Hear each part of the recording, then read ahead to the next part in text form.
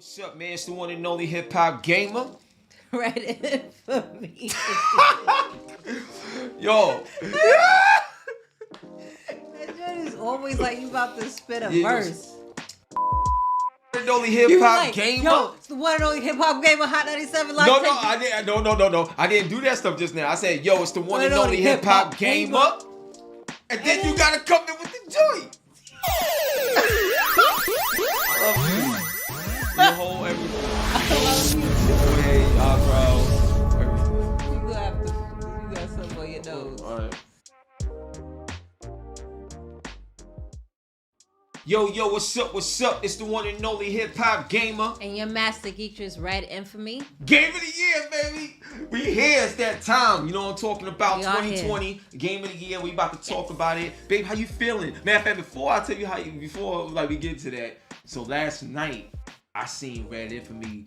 She was playing Last of Us 2. Oh, the way you had started off, You know what I don't know. She was playing Last of Us 2. So, like, you know, the Game of the Year, I know everybody want to talk about that. We ain't gonna break that down Why now. you putting my business out there? Because everybody was asking, when you gonna play Last of Us 2? You know, it's other stuff. And there was just some discrepancies. I wanted everything to be right. I needed my setup to be correct, my TV. Because now I can say on my TV. On her TV, so, that H9 Jizzy. So I had to get the settings correctly, and I wanted the mood to be set. And I wasn't going to stream it because I didn't want anybody to be, you know, an a-hole and ruin it for me. So I did make sure I spent some quality time with The Last of Us finally. So happy that you did. And so far, it's all I could say is Sony. That's all I gotta say.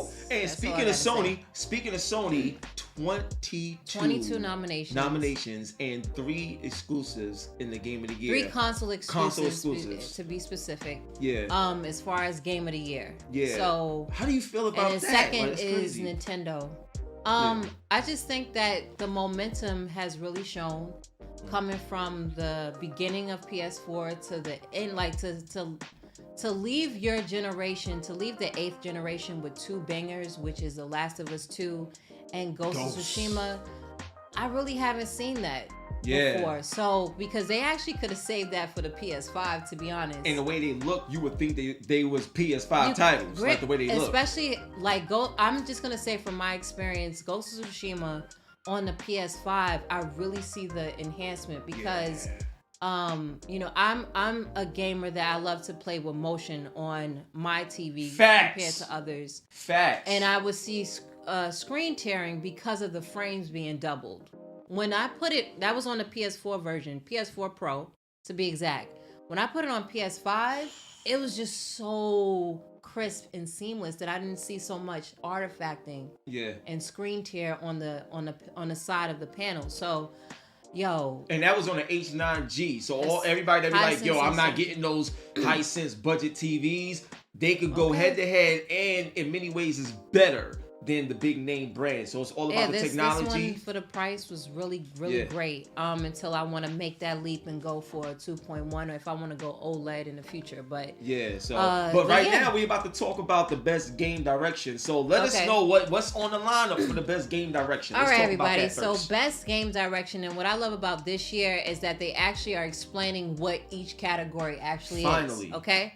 So best game direction is awarded for outstanding creative vision and innovation in game direction and design. So the nominees are Final Fantasy VII Remake, Ghost of Tsushima, Hades. I ain't played Hades yet, but it looked ridiculous. I haven't played it, but I looked at it a lot. I really need that in my life. Then we have Half-Life Alyx, which is a VR game. Yeah.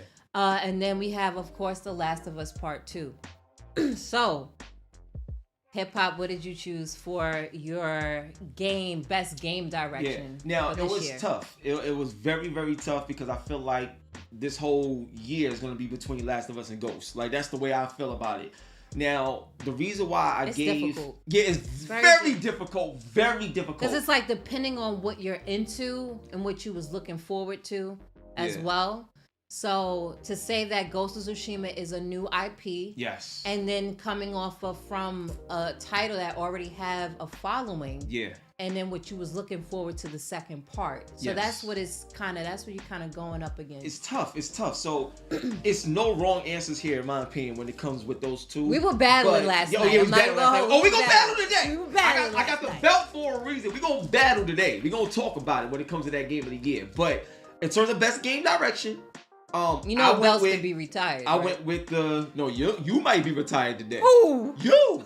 After this, wait till y'all watch this video. I'm a big owl. Like, subscribe, all of that. Watch all of this because it's gonna be real. You know what I'm saying? So I'm gonna tell you right now, best game direction. The Last of Us Part 2.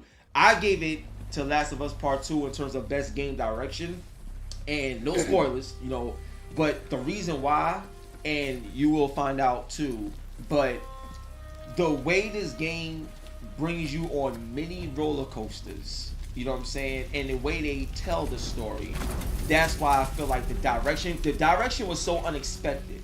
I didn't think that they would utilize, Abby the way they did in this game.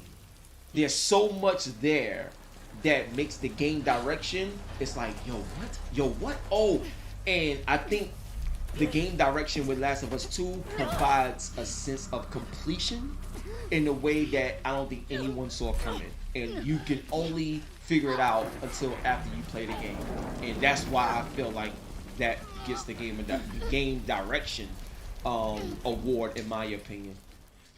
What you think? So you made a lot of valid points that it stands up, because from what I experienced with The Last of Us, it really feels like I'm right there experiencing as far as how everything came about. 4 years later, as well, from The Last of Us, and just seeing this new character being introduced, and what is her hate towards, I just don't want to spoil it. No spoilers. Just in case. But I love how the drama is very heightened in the game, and that's what's really critical as far as talent. Yeah. What I love from the different studios of Sony is because, there is always this meme about, well, you're playing a movie. But I get the action and the gameplay. Now, what I will say, I had a discrepancy with the first Last of Us. I was the one, I didn't really like the gameplay of the game, but I did love the sense of direction of the story. Okay. So in this one, the gameplay has went like through the roof for me, right?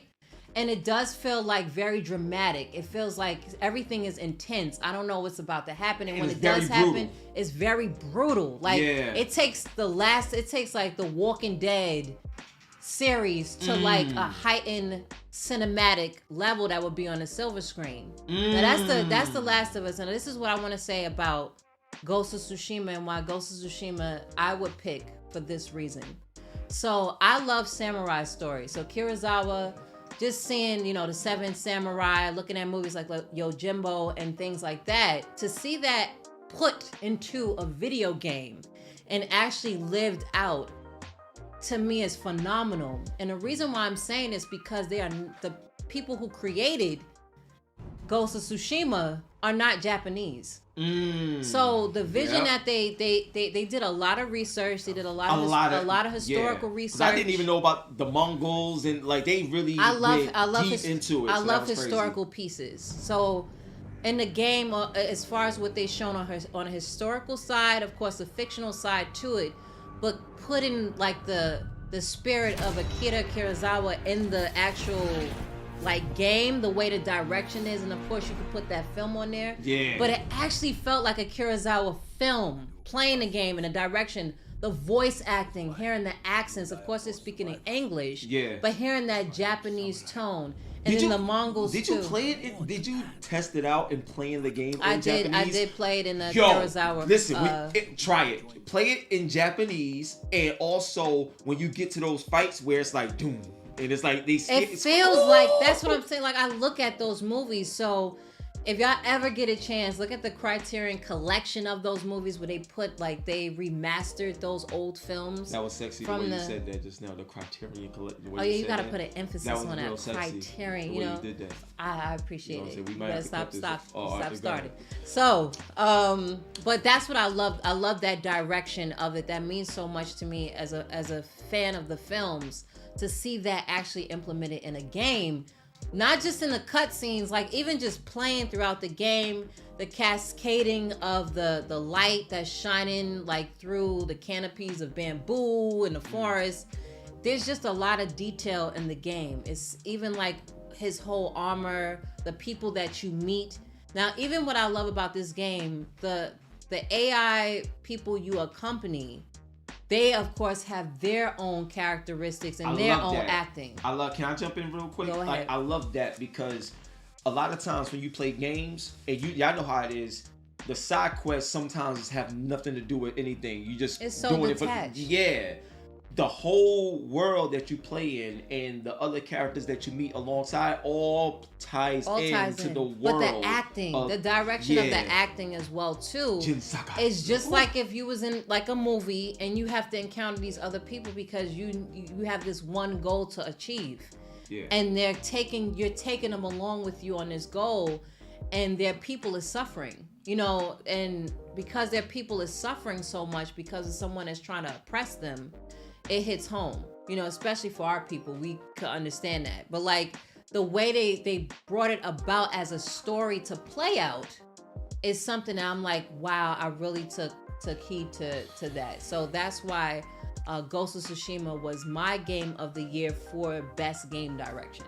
Got you. So there it is, best game direction. Last of Us Part 2, Ghost of Tsushima. Those was our picks, and Sony once again, man. Their team is extremely talented. Now, we spoke a lot about the game direction in those particular games, but let's jump around. Let's go to fighting. You want to go to fighting? Best fighting Let's jump game? around and go to best fighting. You know, let's give a different feel. All right, so I'm on the side right now on my laptop, Alienware that is. Oh, just shout out to Alienware. Shouts out to Alienware. You know what I'm saying? So let's go to the best fighting game.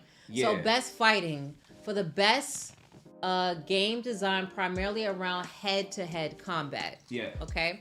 So the nominees are Grand Blue Fantasy Versus, which is a dope anime fighter. Mortal Kombat 11 Ultimate Edition. Street Fighter 5 Champion Edition. Yeah. One Punch Man, A Hero Nobody Knows. Yep. And then we have another dope anime title, Under Night in Birth X Late CL-R. Let's get right into this, right? Okay. So, Grand Blue, I played that.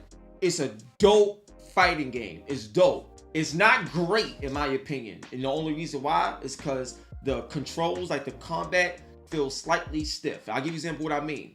You know how like in certain fighting games, you may have a certain character that's very technical and they can feel stiff, and then you got other characters that's not, and it's a variety. But it depends on the whole game. To me, just the but general game. But do you play anime fight? See, this is why I'm saying like. Yeah, of course I play anime fighters. I've been playing anime fighters. But this is what I have to say with that. Anime fighters are totally different from the traditional 2D, 0.5, or 3D fighters. So they play totally different. So a game like Mortal Kombat and Street Fighter and Tekken and all, the way it's set up is totally different than an anime fighter because it's on a whole 2D playing field. The way in the I love anime fighters because of the string of combos that you could come up with. But I love but see, another thing about anime fighters that I like, that I really want more people to pay attention to, is the personality. Like the personality and the way they present. Because they come off of anime titles. Yeah, so. I love that. Just playing games like Dragon Ball FighterZ and Naruto, Ultimate Ninja Storm especially. Like those games to me have a whole different level of presentation in comparison. But I love Guilty Gear. Like XR, crazy. Naruto would be in some other category, but you have BlazBlue, you have Guilty Gear, Nitro Girls. Plus. Yeah, Bleach. Skullgirls.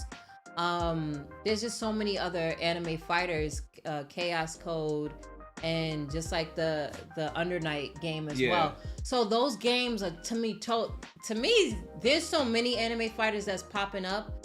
It probably should almost have its own category because it's just like how you sometimes you have to do a slash or some type of. Okay, this is noted that this is going to be a melee game versus this, just like when Smash Brothers was in in the category. So just to go back to the topic at hand on what's the best fighting game. What's yours? I need to know. It is Mortal Kombat, and the reason why Mortal Kombat is a game that keeps me wanting to keep playing it. The only gripe I have with it, NetherRealm Studios, is the updates. So a lot of times the patches will come in, it'll change, you'll nerf this, you'll learn one character, and you've been learning this character for so long, and then something changes about the character. So, but as far as with why I picked Mortal Kombat is because Mortal Kombat is the only fighting game that has really took the responsibility of having a great story. Absolutely. Like, that's I second that 100%. Story. Like, hands down. And to add to that, that's my pick too. You know what I'm saying? And like the other games, you shout out to the other games, of course. But Mortal Kombat 11 is special. To me, I feel like they just give you so much. Like whether it's special guest characters that they always throw in there, seeing RoboCop versus Terminator and stuff like that. You know, just cool different things, things that you wouldn't expect that they throw in there. I think that's cool. The second thing, to me, I love how they always elevate their brutality. And, you know, the X-rays you would think was the fatalities, and then when you see the fatalities, you're like, yo, Ed Boon must have had a tough childhood or something like that coming up, because like the stuff that's in his mind and that whole team, like the way they mind work is incredible. Yeah, Ed Boon and Tobias, like over the years have really, and the whole team at NetherRealm, before it was NetherRealm, you know, back in the Midway days and stuff like that. But they've done a great job. But yeah, that's what I would say. The graphics has been something. I think like with anime fighters, if they really take that anime element with the budget, because the budget is needed, and just make that like the anime is actually in the game that you're watching, and then you get to see these characters come alive, then you get more attached to these characters. Like if they come out with a really dope head-to-head My Hero Academia game, that would be dope. That would be really dope. So that's all I think they need to do with anime fighters, is really up the budget and put the anime in the game, or put like a side story that's not so canon to the anime, like what Dragon Ball Fighters did. And it opens up a whole new world to storyline with fighting. Yeah, because the storyline, like Mortal Kombat, like you said earlier, that's one of the reasons why this is my Fighter of the Year. Because it's not just about fighting. I want to care about the characters in the story, because that's what brings you close. And that's with anything. Like, just to go back to Sony real quick. Sony does such a great job with their IPs that they make you care about the characters in them. That's why, like, that's the most important thing. Why you think if you go to Comic-Con, and people dressing up as Kratos, like, you know what I'm saying, dressing up as Nathan Drake, and not just only the main characters. You would see somebody try to be Sully, like, you know, try to be other people. That's important. Like, so to me, I feel like Mortal Kombat knocks it out the park. You gotta have your icons. And one thing about Mortal Kombat that I love is they always, when you go into the crypt, they always have like an ode to the old, the back in the day and stuff like that. Like even right now, they got the movie characters. Content has been on point. So yeah, the DLCs has been on point, like you mentioned, with the guest characters, the DLC with the skins, and bringing back the cinematic, like actors and actresses, and then bringing a Shang Tsung, getting the voice actor as far as for Spawn back. That's my guy. Yeah. So that's. Yeah, I would really. And have to give once again, you know who broke that story? Who broke this? Who broke that? Who broke that Spawn story? That would be me. Yeah, give me someone that, baby. You know what I'm saying? That's what I'm talking about. All day, baby. What up? Yeah, that would be me. So you know, let's move to accessibility now. You know what I'm saying? Like, yeah, let's jump around to accessibility.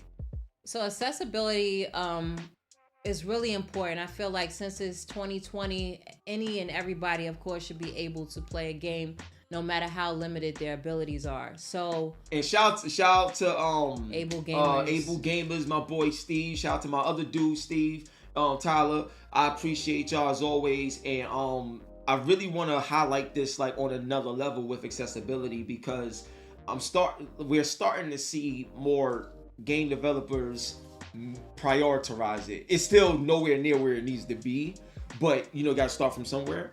And just much love to them, because you know, with Able Gamers and Steve Tyler as well, they've been pushing for this, and I that's know why I wanted Able Gamers for a long time. That's why I was like, we definitely have to talk about this. So yeah, let's see what the nominees are. So innovation and accessibility. So the description for this is recognizing software and or hardware that is pushing the medium forward by adding features, technology, and content to help games be played and enjoyed by an even wider audience.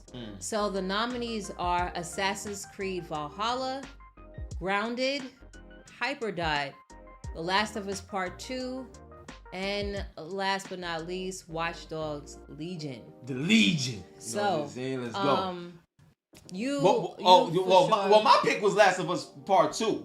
Like, first off, like, Steve's video inspired me, like, big time, because the moment he saw it, he just started crying. He was like, yo, there's so much here. That alone right there, I was like, let me just look into what the actual accessibility options was. Yo, like, now, I can't speak for it like how, you know, Steve can and Able Gamers can, but, you know, Steve is blind.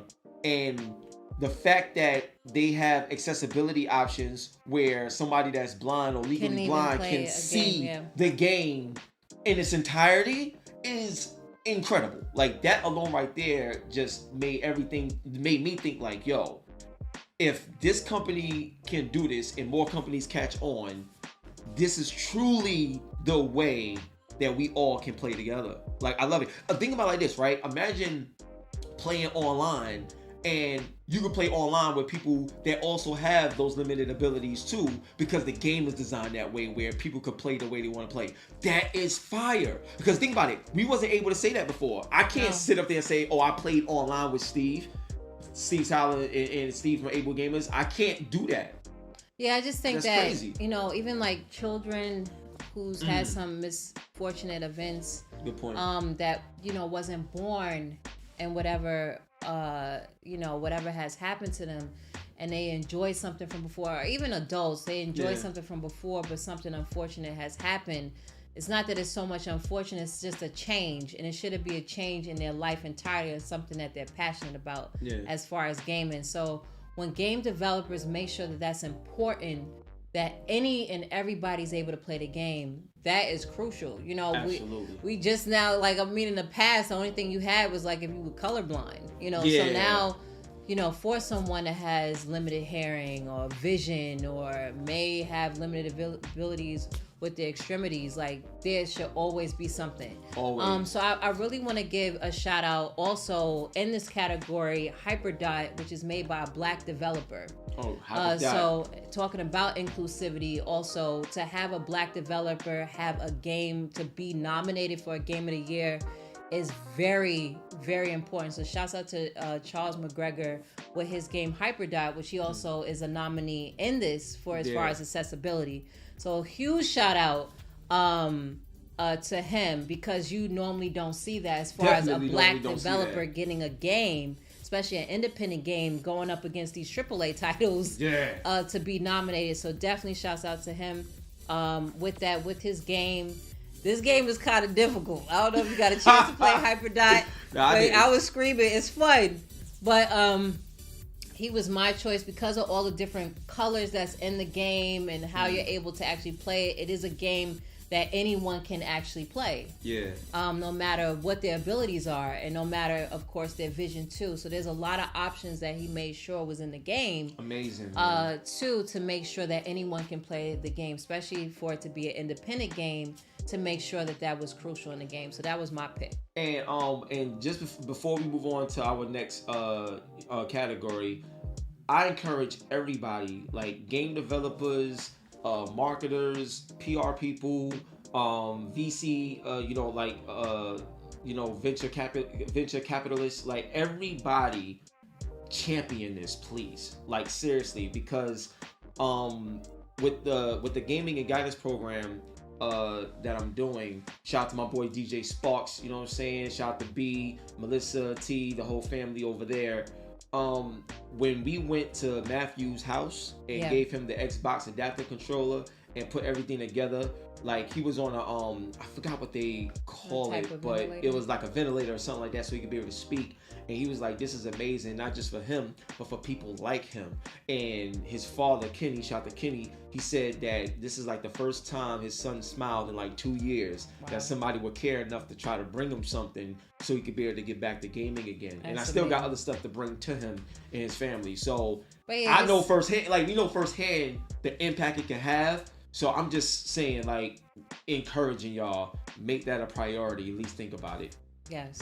And that's that. So, I was about to say, you're going, best score in music. Ooh. So, yeah, we can jump to the best score in music. And I kind of wanted to also talk about best audio design. Okay. Because a lot of times, of course, we could talk about what has the most polygons in the game, or how fluid it looks, and the, as far as ray tracing and all this other stuff.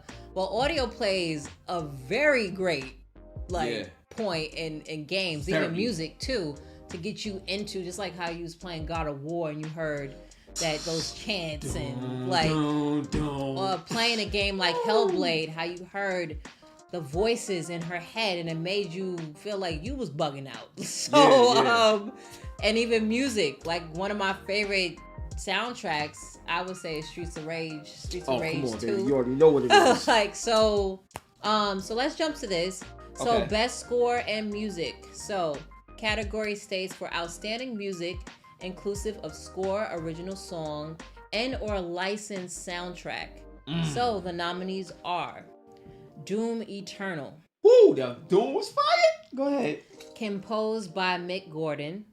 Then you have Final Fantasy VII Remake. Now let me go deep in this because there's a lot of composers.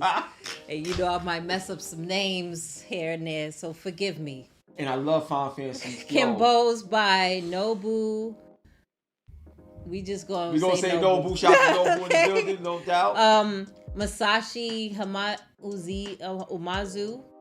And like I said, I don't want to mess anybody's name up. Suzuki, I know that name, okay? Yeah. So Suzuki, there's a lot of different composers, but Final Fantasy VII, I know, Final Fantasy games, period, I know is dear to a lot of people's heart. But some people just play Final Fantasy on Spotify. Shouts out to Tanya, because she said she just plays Final Fantasy or Spotify. I'm gonna tell you right now. Oh, I know you still got more nominees to go through, so I'll let you go. Let me finish first, nominees. We go. Our game awards would be different.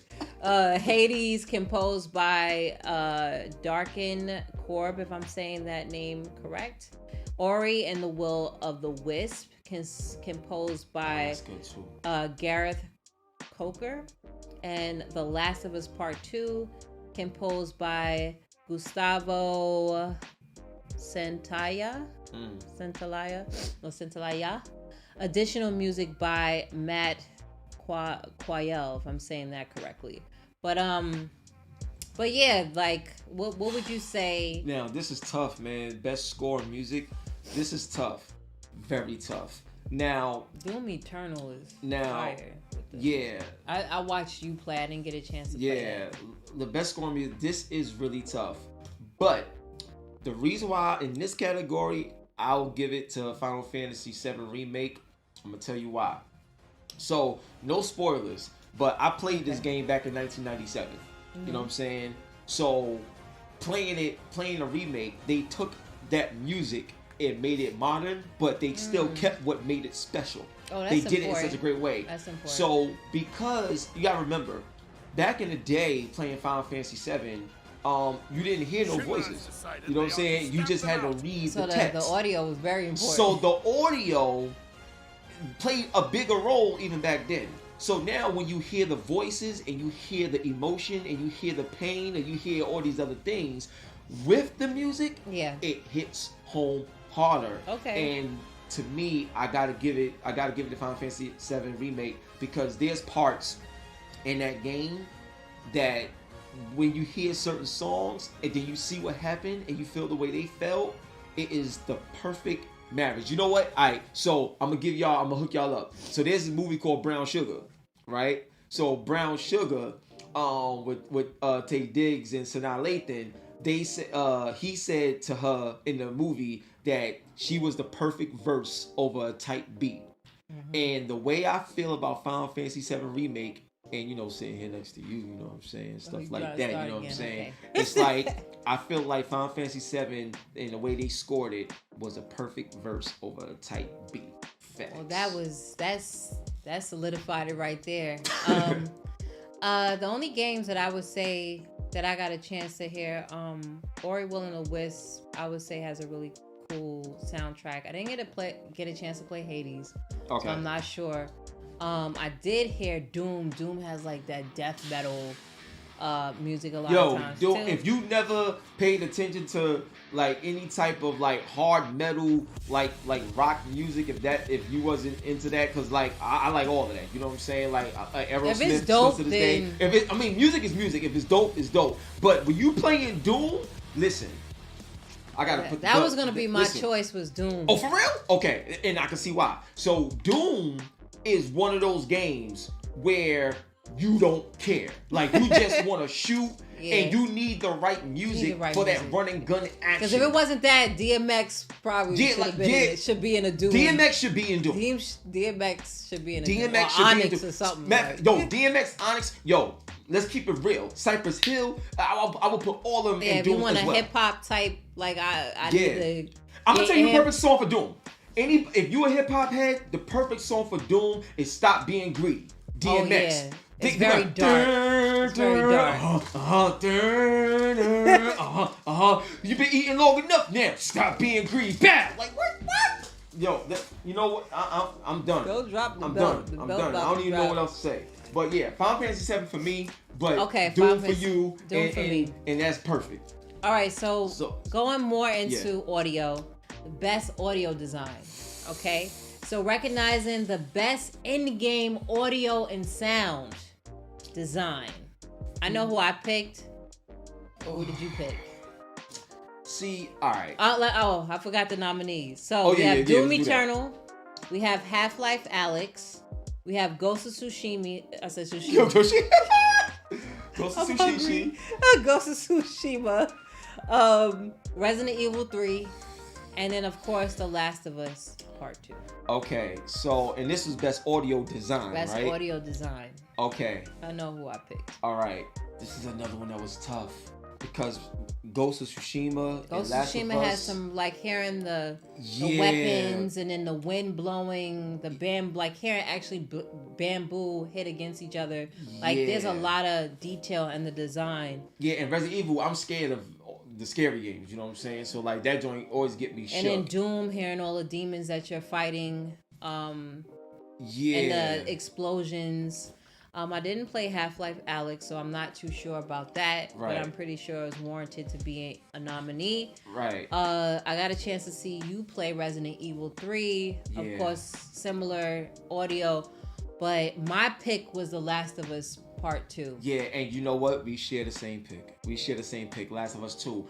The audio design in Last of Us 2 is very, very intricate. And when I mean intricate, it's like, you know what it's like? So anybody, if you're not familiar with how like games are developed and like game design from that level, so in game development, right, you can actually take the sound and place it in different like areas, and that's why when Mark Cerny was talking about the 3D audio, how important it was, because you want to make sure you have the proper locality of sound, and it's not just where it's at, but how far it is, how in depth it is, like the way they capture it.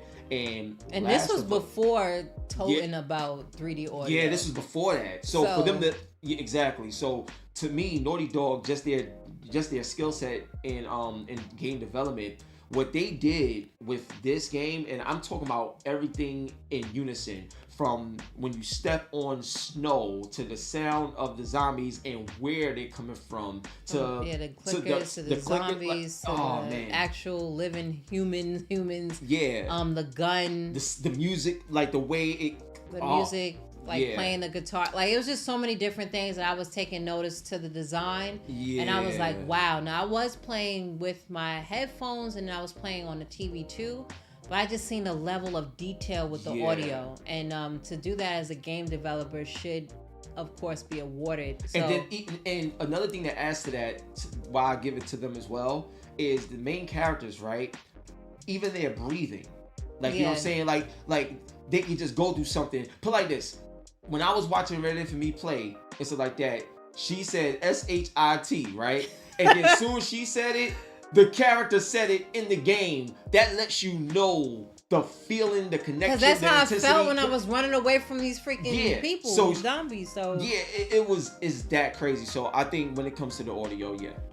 All right, so we are going to move on to best performance. Speaking of how the actors and actresses were, so best performance awarded to an individual for voice over acting, motion, and/or performance captured. So the nominees are Ashley Johnson as Ellie in The Last of Us Part 2, Laura Bailey as Abby in The Last of Us 2. We got 2 Last of Us. Crazy. Daisuke, I'm sorry. So Daisuke Tsuji as Jin Sakai in Ghost of Tsushima. He did a hell of a job. Yeah, he did a great job. Logan Cunningham as Hades in Hades, and Najee Jeter as Miles Morales in Marvel Spider-Man Miles Morales. So I have my pick, and I will say why. All right, cool. So for me, this was really tough, especially when it comes to The Last of Us, because they both did great. Now, Jin Sakai, he did a great job. Yo, he killed it. Like, he really killed it. Miles Morales killed it. Now, who's your pick though? You gotta pick. I know. This ain't a 3-hour show. So my pick, because this is tough. I got my pick, and I know why. But the reason I'm going with this one because I feel like this was the most challenging one to pull off because of the person that did it. So you gonna say what I say? I'm gonna say what you saying. Yeah. I'm going with Miles. You know what I'm saying? I'm going with Miles Morales. Is Najee? What's his last name? Najee Jeter. Najee Jeter. Because like for me, I'm gonna cut it. You go first. All right. So the reason why I'm picking Najee Jeter is because you have a grown man that has to play the voice of a teenager. And his voice is not normally like this, but he has really mastered the way of that crackling teenage boy voice. Yeah. So to project that, and he's played Miles, you might as well say for years, because he has done Miles Morales on TV shows. Yeah. He's done Miles Morales in the video games now. So he's been doing it for years, and he's coined as Miles Morales, period now. I hope he can even play it in a movie, if so. But he's really mastered how to do that crackling, the changing of the voice to be a grown man and do that. He knows how to bring puberty back. Yeah, there we go. He brought puberty back in his voice. So that's why I would say Najee Jeter, he did a hell of a job. He's also a voice actor that we've seen in the first Last of Us. He was one of the... he was a little boy. That to me was the saddest part in the first Last of Us, was that scene. So, crazy. So yeah, I would say Najee Jeter, you are my pick for the voice actor of the year. Your performance in Miles Morales from both games and even things I've seen outside of the game, you do a phenomenal job of mastering how to put puberty back into your voice. I know, right? Like changing. So and then I just want to add to to how great he was. So when you think about him swinging and all of the voices that he had to do, and then like no spoilers, but like even tricking his voice, his natural voice as Miles in the game so he to try to trick, so he could sound older and. He did a great job. To me, I feel like to have that level of being a chameleon with your voice and doing it in all those areas, and the role to me is the most important role because you're playing Spider-Man. Yeah. So you already know how sensitive, like anybody that's a comic book head, a Marvel head, you gotta do that. You gotta do that right. You can't mess that up. To me, out of all, it had the most pressure. Out of all the nominees, it would have been between actually Logan and Najee because they had to do something out of the norm that has nothing to do with something that could have been so normal. Right. Because I mean, even with Daisuke, his heritage, you know what I'm saying? So, and then with Laura and Ashley, something that they've been projecting for years with different pivotal female roles. Yeah. Something that can sometimes come as natural. So I would say the reason why is because out of Logan and Najee, they, to me, had a lot of pressure on their roles. Nah, absolutely. So I know we're getting closer to that moment. You know what I'm saying? I know we're getting closer to that moment. Is there anything else you wanted to tack on? Are you good? To be honest, best action adventure. You good? You know what? Let's do this. Let's do best action adventure. Let's do that. And there's nothing else. You good? Then after that, we could go to sports and racing. No indies, no love. I gotta do an indie. Oh, we gotta. Yeah. We could do an indie. All right. And then it's gonna be that time. So after the indie, we're gonna go and do it. You know what I'm saying? Go to that game of the year because we gotta have that moment. All right. So it's like that. So we're going to best action adventure. Let's go to best action adventure. It is. Okay. Yep. And then after that, the sports. Then the indie. Then the game of the year. Let's go. Action. Yeah. You go down. Action adventure. Let's go. So best action / adventure. For best action adventure game, combining combat with traversal and puzzle solving, something you hate. Oh yeah, I can't stand puzzles. I can't stand puzzles. The nominees are Assassin's Creed Valhalla, Ghost of Tsushima is in every damn category. Yeah. Marvel's Spider-Man Miles Morales, Ori and the Will of the Wisp, Star Wars Jedi Fallen Order, and The Last of Us Part 2. All right. This right here is gonna be crazy, but let's get right to it. I'm gonna be honest with you. So my first pick for this was Spider-Man. That was the one I was gonna go with. Best action adventure. You changed it. But I changed my pick to Ghost of Tsushima. Oh. The reason why I changed my pick is because Ghost of Tsushima, I was just able to get more. So Miles Morales and stuff like that, incredible game. But the thing is, it's not a full on game. It's like, it was so good that I wanted more, but I understood what it was going in. Okay. But I wanted more. So it's not so much that one is better than the other, and the other, like they both too great. You can't go wrong. But Ghost of Tsushima gave me more, and not only that, no spoilers.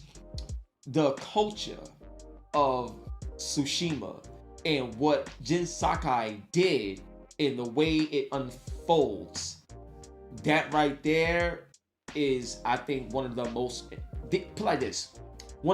important scenes of gaming this year came from Ghost of Tsushima. One of the most important scenes. Really? Even over your Last of Us Part 2? You gonna say even one of the most important scenes? I said one of the most important scenes. He said, get it straight. I said one of. Okay. Yeah, one of. I ain't say the one. I know, but you haven't said that for the Last of Us. Yeah, you know what I'm saying? The one of. Last of Us has it. But one of the most important scenes in gaming this year came from Ghost of Tsushima. Okay. So in this particular category, I gave it to Ghost. Gave it to Ghost. Wow. Okay. Yes. So as you know, Ghost of Tsushima I've been trying to be balanced with it because it's just too much. I actually gave it to Miles Morales because of that action. It's more fast paced. Yeah. As far as like an adventure game. As far as the nominees on here, Jedi Fallen Order was really good too. Really good. Yeah. I haven't played Assassin's Creed Valhalla. Game is crazy. Yo, you gotta ad lib for everyone. My bad. I'm sorry. I play that game a lot, man. What pillow? By myself.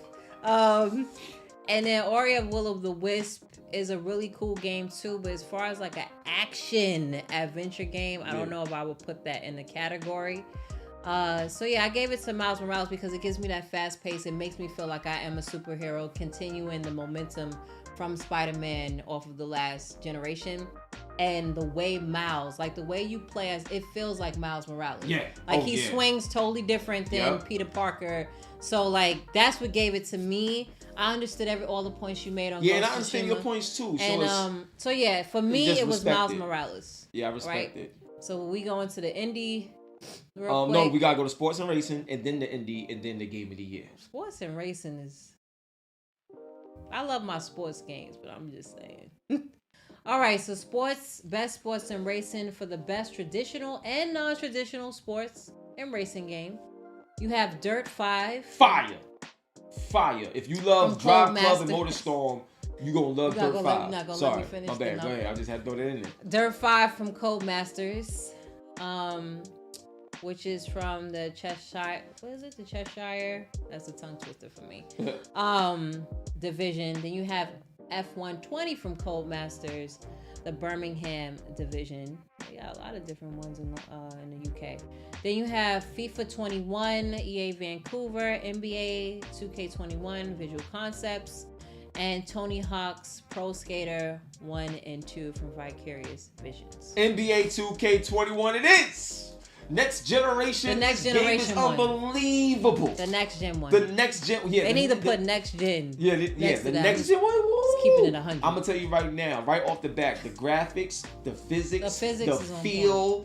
This is next gen for real. Look, like it's too much. They even went from a neighborhood to a city. I still gotta dive into that because I'm about to complete my career on the new joint. But just playing the game itself, yo. There was a time where I was playing with my boy DJ Sparks, and he was Shaq, and like we had switched off, so he was Shaq and I was Penny Hardaway and stuff like that, and he backed me down, but he backed me down like how a Shaq should knock a Penny Hardaway out the way. It was real. And then with the dual sense, and you feel the trigger, the adaptive trigger. So yeah. Well, he's talking about PS5.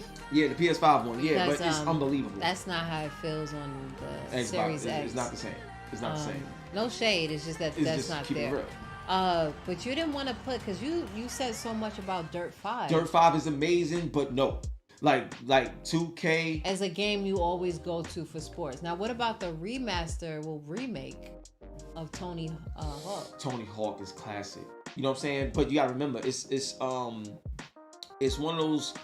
It's not like it's a brand new game built from the ground up to take advantage of the PlayStation 5. That's why I said 2K21 next gen. Yeah, you know what I'm saying? That experience is second to none. You know what I'm saying? So, I don't know what's going on. Yeah, 2K21, that game is truly built from the ground up. And yeah, so let's go to the indies. Let's go to the indies real quick. Yep. And then after that, we got the game of the year. Let's go. Alright, best indie. So best indie for outstanding creative and technical achievement in game in a game made outside the traditional publisher system. Okay. So the nominees are, is it Carrion or Carrion? It's gonna be Carrion. Yeah.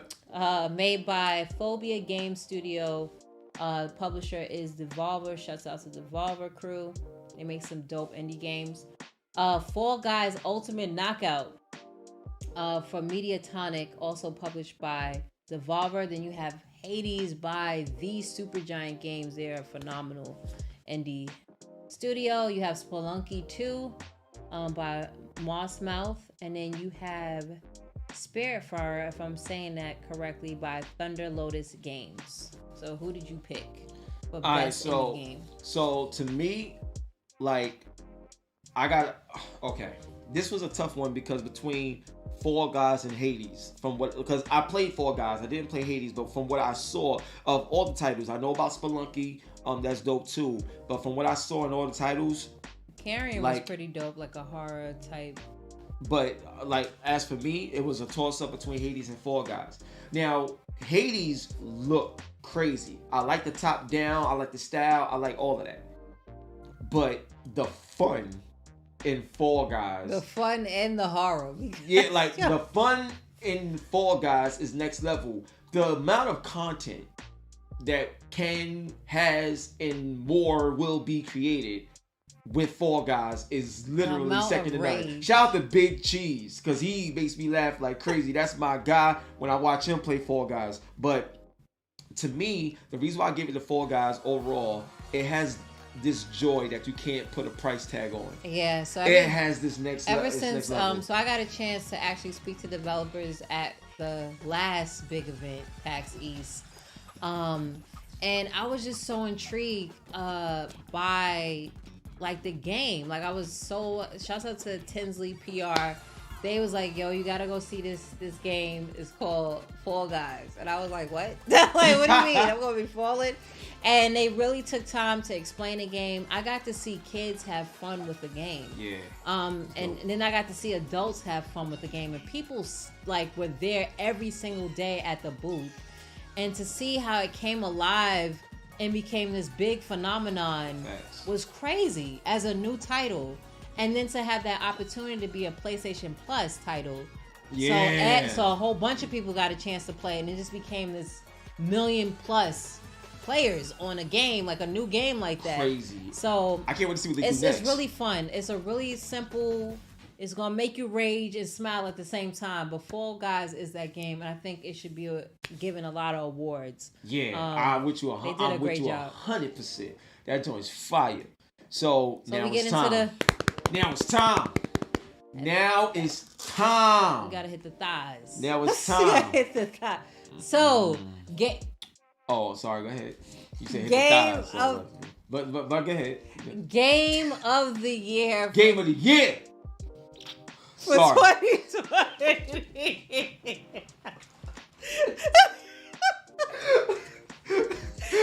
Game of the year. These collabs. Game of the year for 2020. Now, this is very important because the past Game of the Years, I was looking at a lot of people sideways. Yeah. All right, so now there's an explanation for every category, okay? Game of the Year, recognizing a game that delivers the absolute best experience across all creative and technical fields, okay? That's what is the definitive of Game of the Year. Yeah. Okay? So, the nominees are Doom Eternal. Incredible. By ID Software, id Software, Bethesda. Final Fantasy VII Remake, Square Enix. Ghost of Tsushima, Sucker Punch, Sony Interactive Entertainment. Hades by Super Giant Games. Salute. Animal Crossing New Horizons, Nintendo. Over 25 million sold. Crazy. The Last of Us Part 2, Naughty Dog. Let's go. Sony Time for that Entertainment. talk. Sony Interactive Entertainment. Sony again. So, Sony has 3 console exclusive nominations.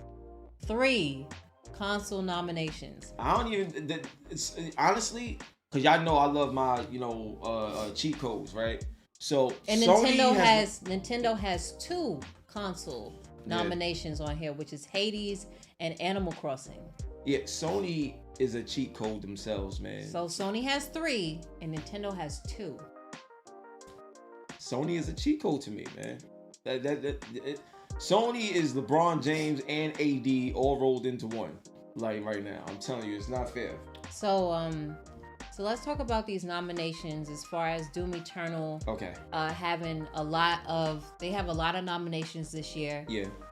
So you got a chance to play Doom Eternal a lot. Yeah. Do you feel like they deserve this to be a nominee? Absolutely. The only thing to me that holds Doom back from winning Game of the Year is the fact that the main character now known as the Doom guy and stuff like that. But I don't like when the main character don't have a voice. It takes away from the experience, in my opinion. To me, I feel like like how Link to this day. Yeah. At least Mario said something. Yeah, Mario said something. Sonic had a voice, became... Yeah, I don't like that. So to me, I feel like Doom falls short of winning it because of that. That's one. And 2, the action and everything is incredible, but the action is more like just random fighting. And to me, I feel like that's great for what it is, but you have to have a sense of cleverness, a sense of something. Yeah, there has to be can't just more be layers like to the boom, cake. boom, boom, boom, boom, boom, boom, and that's it. It's like from start to finish. So pretty much as a pound cake is not a layered cake. Yeah, it's like from start to finish, pretty much the same it. experience. Got you. And it's not a bad thing. It works for them, but not Game of the Year level. So what about Final Fantasy VII? Of course, you've been playing Final Fantasy since you was a kid. Yeah, I ended it too. I ended Doom Eternal. I beat Final Fantasy VII Remake. So with Final Fantasy VII Remake, To me, which they did a hell of a job as a remake. So it's incredible. But see, because they talk about the technical field and everything like that, what the best in technical, that was holding it back. Yeah, so that's what another thing that's holding it back. Because remember, even though it's a remake and it looks so different and stuff like that, there's still signs and hints of old and stuff like that from back in the day. Purpose, or was they probably did it on purpose to. Because that's what we hear from Demon Souls. Like, we wanted to keep this nostalgic thing for the past. But with them keeping that, it prevents from achieving that particular award based on the criteria. Now so Hip Hop and I was going back and forth last night because I feel that Ghost of Tsushima graphically looks better than The Last of Us as far as what I've seen.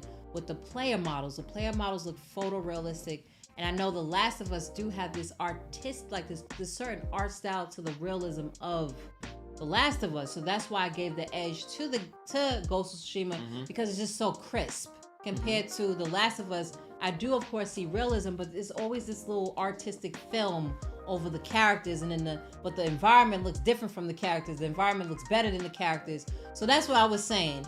But what holds Ghost of Tsushima not to be your game of the year? I'm sorry, I just spoiled it. It's not his game of the year. So what holds it back from it not being your game of the year? Yeah, so just obviously Last of Us 2 is my game of the year. Ghost of Tsushima, you can't go wrong. Like, if you chose that, I see why too. I ended both games. Ghost of Tsushima, and maybe this is because there's the Last of Us 1. So the continuation plays a role in that. But Last of Us 2... This is a new IP. Yeah, it's a new IP. Here's what I'm going to tell you. Straight up. The Last of Us 2, their combat, there's no game, not even the great God of War, there's no game that handles combat like Last of Us 2 does, because they handle it in a cinematic way. I'll give you an example of what I mean. I agree. When you look at certain cutscenes in games, in any game, there's certain things that happen in those cutscenes that you never get a chance to experience in game. Oh, you're now saying that, because I'm not going to break it up. So, in Last of Us 2, there's a part, like there's plenty of parts, but there's parts where, let's say you shot somebody in the face. In gameplay, when you pull the trigger and play the game, not a cutscene, I'm talking about in moving gameplay. You could shoot them in the face. You see where the bullet went. The blood starts to drip. Like, everything is crazy. And then not only that is, when you hold the gun up to them, the character be like, no, you don't have to do this. Like, please. And then you can do it anyway. And it is the most realistic, engaging moment in gameplay that you would have that you normally only got from watching in cinematic experiences. So what didn't you feel from Ghost of Tsushima that did things like that? Ghost of Tsushima did not have it like that. I'll give you an example of what I mean. But do you okay, so there's always this, a lot of people don't understand samurai swordplay, the art of a samurai and how they actually fought. It's not just like some ninjas going off with a katana. Like, it's not like that. There's an art to their actual battle. They are a certain way. They have different styles. That's why I love in Ghost of Tsushima, they had all the different styles to go up against different enemies. I love that. And there's different, like... Yeah, you got this, you can move like that. It's different ones, right? And they all do different things on how you with special powers as well. Exactly, with special, like, powers and attributes or abilities.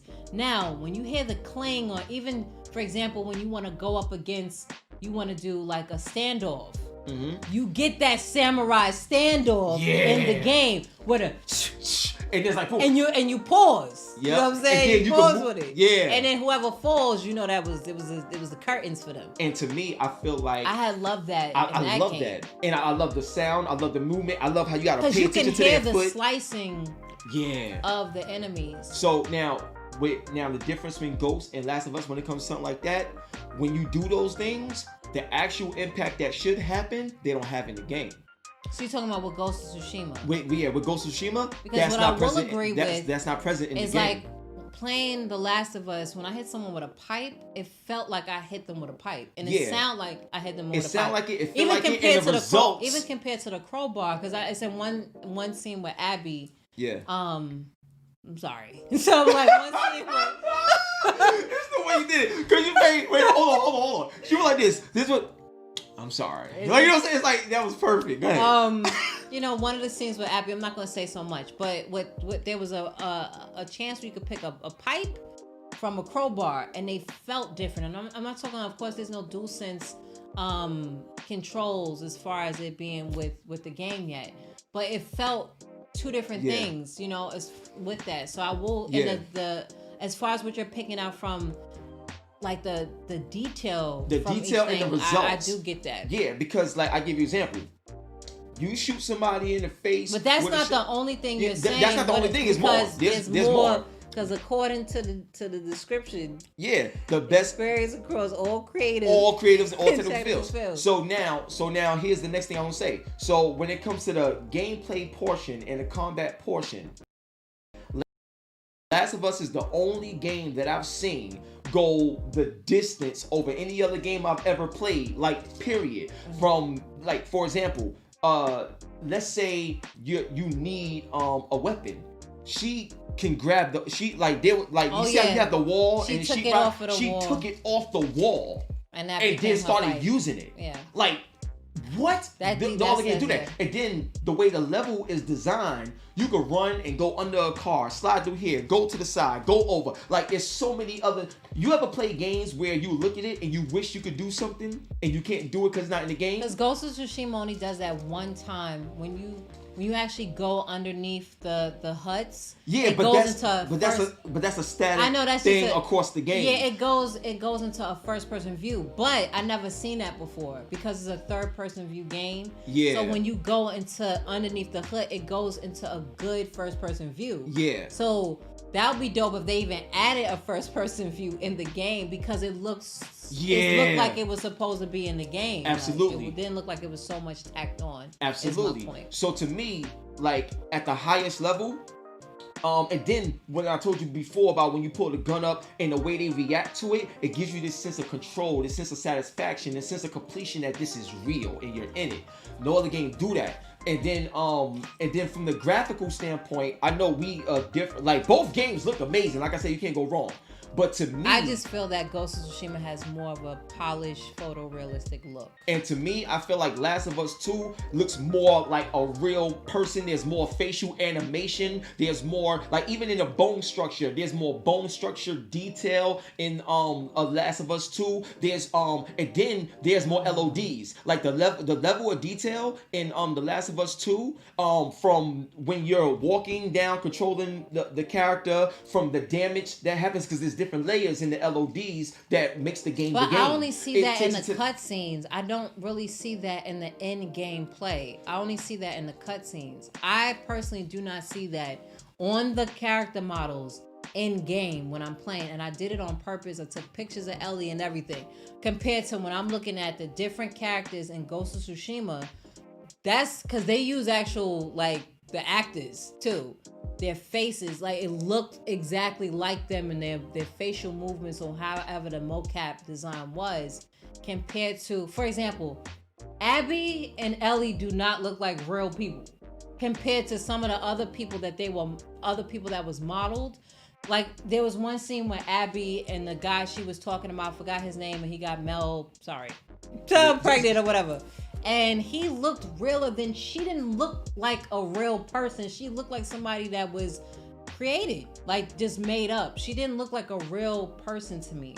So that's like, I don't know who she's modeled after, but she just didn't look like a real person to me. Compared to when I'm in Ghost of Tsushima, these are the actors and actresses' faces being used. So there's a lot of reference to be used for it, to make it more realistic. So the last point that I would make from a graphical standpoint and a technical standpoint when it comes to that is, when you look at cutscene or no cutscene or transitional, when you like on the horse and everything like that, here's what I will tell you. When you on the horse and it's snowing, the snow is on the book bag. Every move you make, snow flurries is falling off the horse and everything. Everything look real. When you look at the assets in the environment, they got PlayStation 3s and everything, furniture. Like this don't look over colorful. Like it has a dullness and a more realistic, lifelike look to it.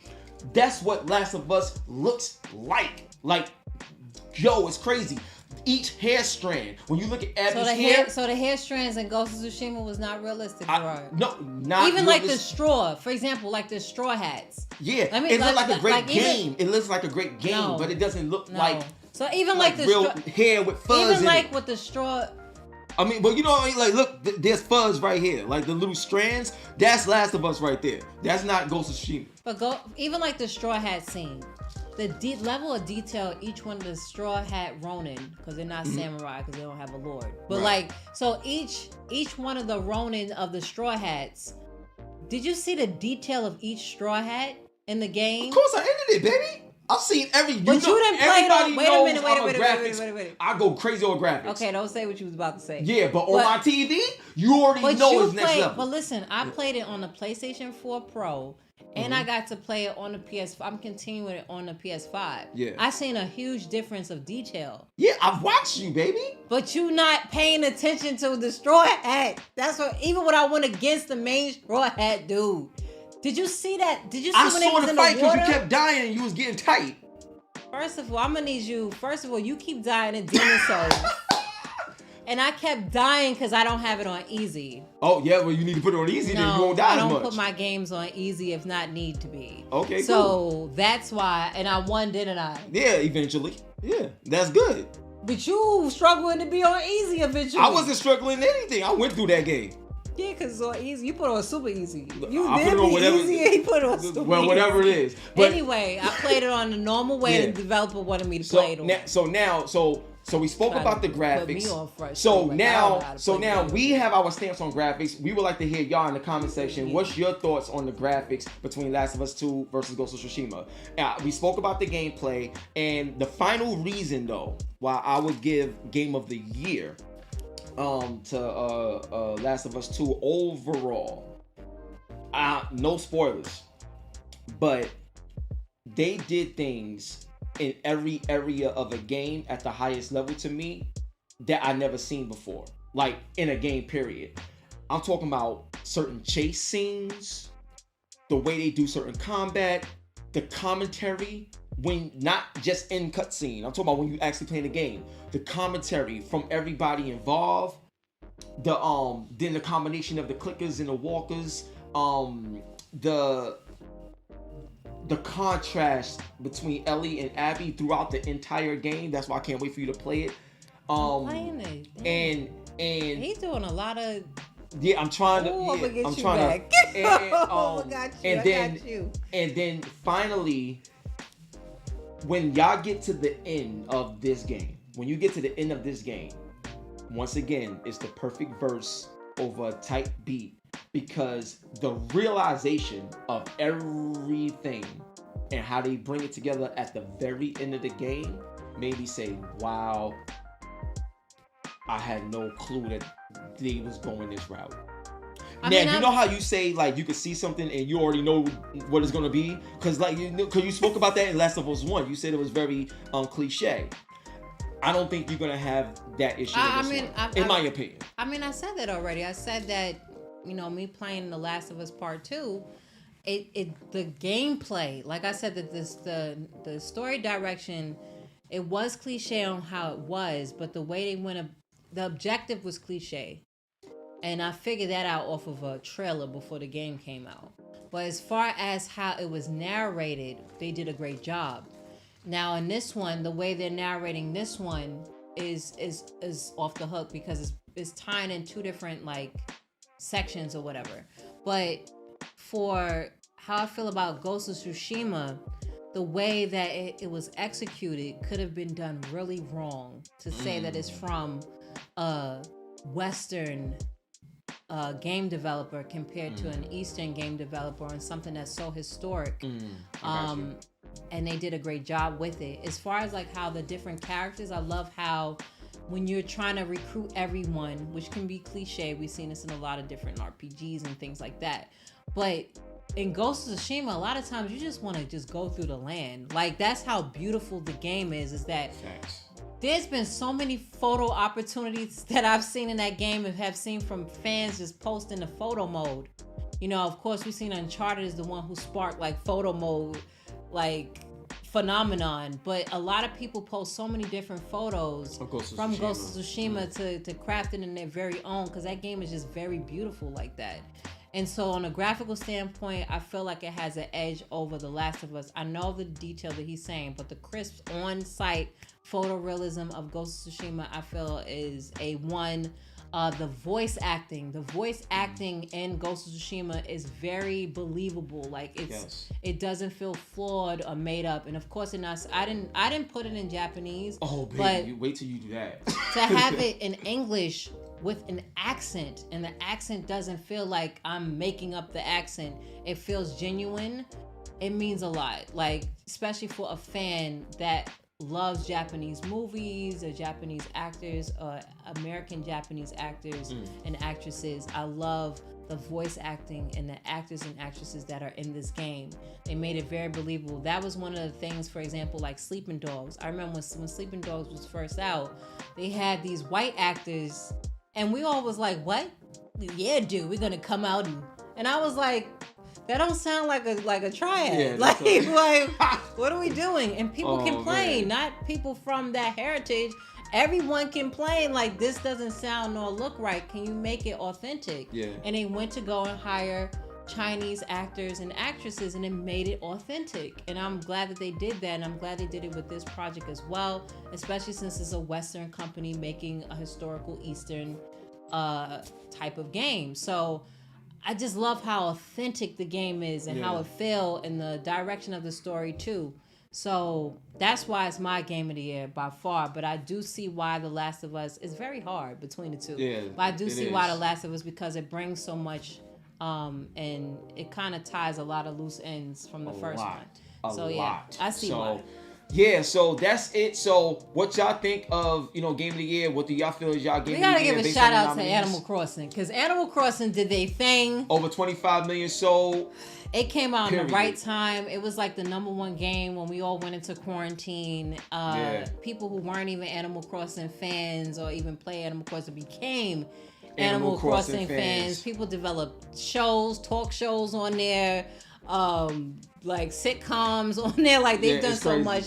So shouts out to Animal Crossing as especially notable. I think that that's going to be in a lot of people's Game of the Year. So now we said what our Game of the Year was, but do you really believe that Ghost of Tsushima will actually win December 10th?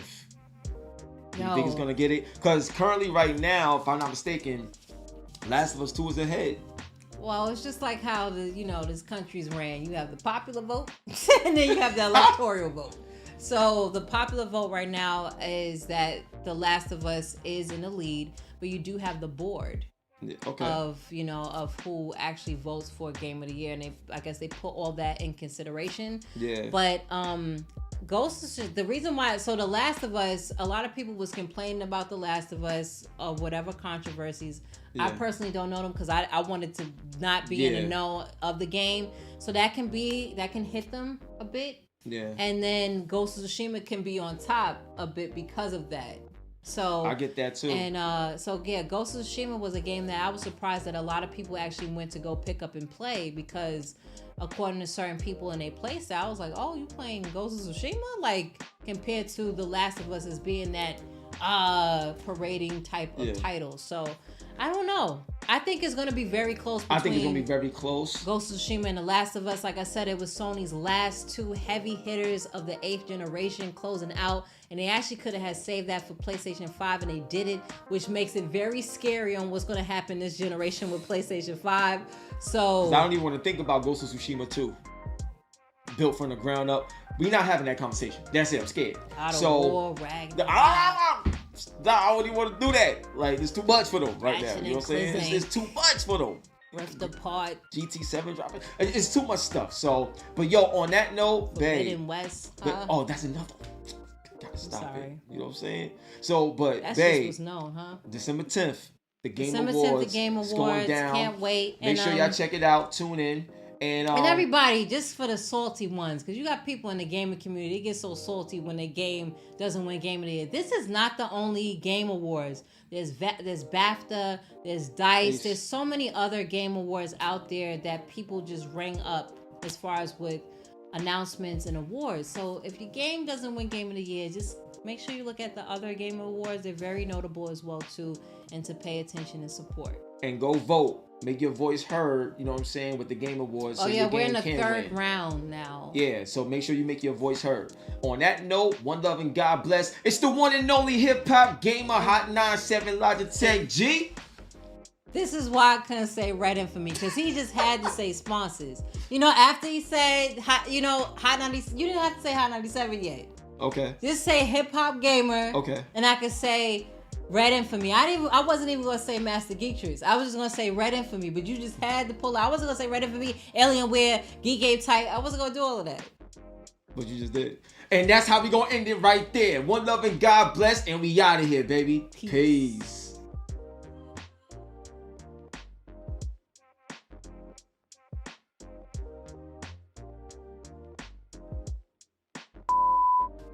That was perfect, son. Oh, baby. You hit me with your I'm sorry. like... Oh, man. Yo, I know that was long. I'm leaving that part in too. Yeah, I know that was long. I realized it's going to go a